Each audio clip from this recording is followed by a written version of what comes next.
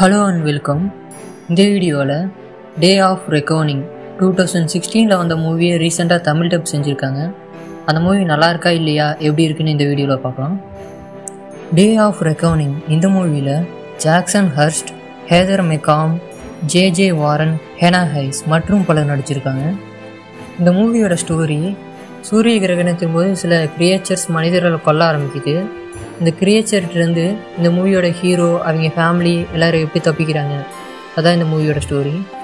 மூவியில் thriller scenes ரொம்ப கம்மியாக இருக்கனால மூவி ரொம்ப ஸ்லோவாக போகிற மாதிரி தான் இருக்குது. இந்த மூவியோட டியூரேஷன் 1 hour 25 minutes இருக்குது. தமிழ் டம்பிங் நல்லா பண்ணியிருக்காங்க. ஒன் டைம் வாட்சபிள் மூவின்னு சொல்லலாம்.